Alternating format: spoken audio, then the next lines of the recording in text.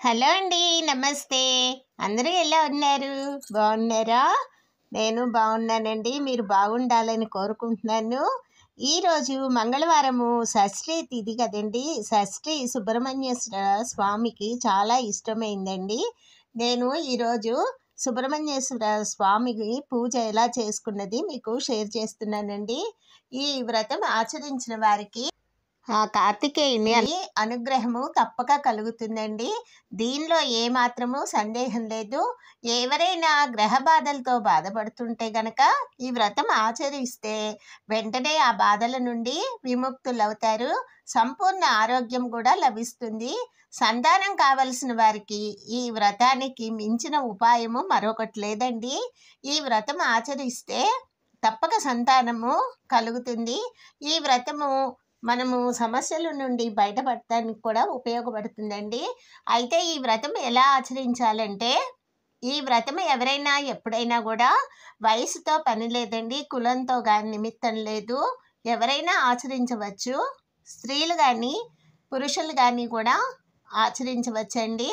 అయితే ఏ నెల అయినా పర్వాలేదు, ఏ రోజైనా పర్వాలేదండి, ఈ వ్రతం ఆచరించవచ్చు. ఏకాదశి పౌర్ణమి తిథులందు కానీ, కృత్తికా నక్షత్రం అందు కానీ, షష్ఠి తిథి అందు కానీ ఈ వ్రతము మంగళవారం నాడు మనము ఆచరించవచ్చండి.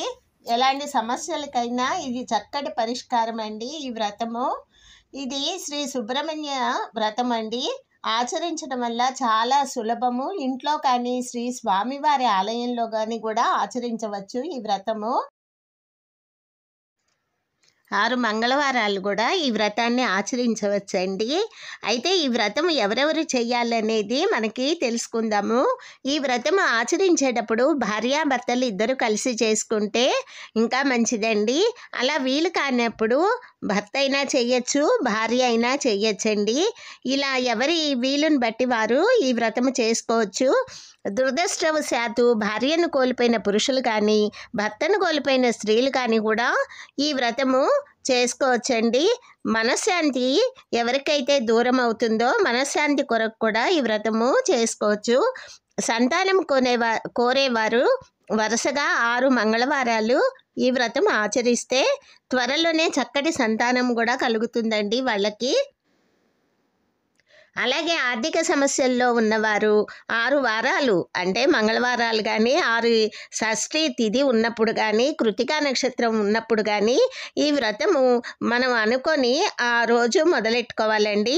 అలా 6 వారాలు ఈ వ్రతం ఆచరిస్తే ఆ సమస్యలన్నీ కూడా వెంటనే తొలగిపోతాయి. మార్గశిర మాసం నాడు నేను ఇప్పుడు ఈ మంగళవారం నాడు ఈ షష్ఠి తిథి ఉన్నదని నేను మొదలెట్టానండి. కానీ మార్గశిర శుద్ధ షష్ఠి, సుబ్బారాయుడు షష్ఠి అంటారు. ఆ రోజు కనుక ఈ వ్రతం ఆచరిస్తే శుభప్రదంగా ఉంటుందండి. వివాహం కాని యువతీ యువకులు కూడా ఈ వ్రతం ఆచరిస్తే వారికి చక్కటి జీవిత భాగస్వామి లభిస్తుంది. ఏ పనులైనా చాలా ఆలస్యంగా అవుతుంటే ఈ వ్రతం ఆచరిస్తే గనక అవాంతరాలన్నీ కూడా తొలగిపోయి ఆ పనులు త్వరగా విజయవంతంగా జరుగుతాయి. ఎటువంటి గ్రహ బాధలు అనుభవిస్తున్న వారైనా సరే ఈ వ్రతం ఆచరిస్తే వాటి నుండి పూర్తి ఉపశమనం కలుగుతుందండి. ఎవరైనా శుభకార్యము తలపెట్టినప్పుడు కూడా ఈ వ్రతము ఆచరిస్తే గనక ఆ సుబ్రహ్మణ్యేశ్వర స్వామి వారి అనుగ్రహంతో ఆ కార్యము విజయవంతమవుతుంది. మనసు అశాంతిగా ఉన్నప్పుడు కానీ, కొన్ని కష్టం కలిగినప్పుడు కానీ, తిథి వార నక్షత్రాల నిమిత్తం లేకుండా ఈ వ్రతము ఆచరించవచ్చండి. ఆ స్వామి అనుగ్రహంతో మనసు ప్రశాంతమై ఆ కష్టము వెంటనే తొలగిపోతుంది.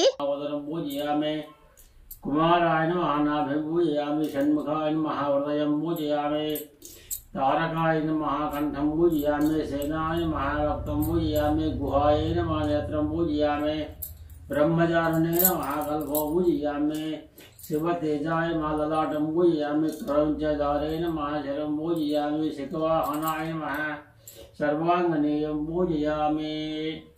वल्ले देवसेना समेत श्याम सुब्रह्मण्येश्वर स्वामी देवताभ्यो नमः। अरंग पूज समाप्तम्। सुगन्धिं मनोहरं धूपं प्रकाश देवेश सर्वदेवता समुद्भूताः वल्ली देवसेना समेत श्याम दुर्वजेश्वर स्वाम देवताभ्यो नमः धूपमाग्रापयामि वल्ली देवसेना समेत श्याम दुर्वजेश्वर स्वाम देवताभ्यो नमः प्रत्यक्ष दीपं दर्शयामि नैवेद्यं नमो वल्ली देवसेना समेत श्याम दुर्वजेश्वर स्वाम देवताभ्यो नमः ओम स्कंधाय नमः ओम गुहाय नमः षण्मुखाय नमः पालनेत्रसुताय नमः प्रभवे नमः पिंगलाय नमः गुप्तवाससे नमः शिखवाहनाय नमः द्विषादिभुजाय नमः शक्तिधराय नमः पीताम्बरवज्रप्रदाय नमः तारकादिकसंहारिण्ये नमः वृक्षबलविवर्जिताय नमः मक्ताय नमः प्रमक्ताय नमः उन्मत्ताय नमः सुरसैन्य सुरक्षकाय नमः देवसेनापतये नमः ब्रह्माय नमः कृपावले नमः भक्तवत्सलाय नमः उमासुताय नमः शक्तिधाराय नमः कुमाराय नमः क्रौंचधराय नमः सैन्याय नमः अग्निजन्माय नमः विशाखाय नमः शंकरात्मकाय नमः शिवस्वामिने नमः गुणस्वामिने नमः सर्वस्व ఇక స్వామివారికి నివేదనకు వచ్చేసరికి చిమ్మిరి అంటే చాలా ఇష్టం అండి. ఆవు పాలతోటి అభిషేకం చేసుకున్నాను నేను. తర్వాత చిమ్మిరి బెల్లం మిక్సీ పట్టి నువ్వులు బెల్లం కలిపి చిమ్మిరి చేసుకొని నివేదన పెట్టుకున్నాను. ఇట్లా 6 వారాలు కనుక మనం సుబ్రహ్మణ్యేశ్వర స్వామి ఏ సమస్యలు ఉంటే వారికి ఆ సమస్య చెప్పుకొని 6 మంగళవారాలు ఇలా పూజ చేసుకుంటే ఆ స్వామి అనుగ్రహం మనకి తప్పకుండా కలుగుతుందండి. ఇదే ఈరోజు మీకు వీడియో షేర్ చేయాలని నేను చెప్తున్నానండి. అట్లాగే ధూపదీప నైవేద్యాలు పెట్టుకొని స్వామివారికి మంగళహారతి కూడా ఇచ్చుకున్నానండి. పూజ ఇట్లా కంప్లీట్ చేసుకున్నాను. మనకి సమస్యలు ఏదో ఒక సమస్య ఉంటూనే ఉంటుంది. అదే భగవంతుడికి చెప్పుకొని ఆయనే పరిష్కార మార్గము చెప్తూ ఉంటాడండి, మనకి చూపిస్తాడు దారి మార్గము. తప్పకుండా భగవంతుడి మీద ఆ స్వామి సుబ్రహ్మణ్యేశ్వర స్వామి మీద మనము మనసు నిలిపి పూజ చేసుకుంటే ఆ స్వామి మన సమస్యలన్నీ కూడా తీర్చేస్తాడండి. ఆ నమ్మకం ఆ స్వామి మీద మనం ఉంచుకోవాలి. ఇంతేనండి ఈరోజు. ఉంటాను.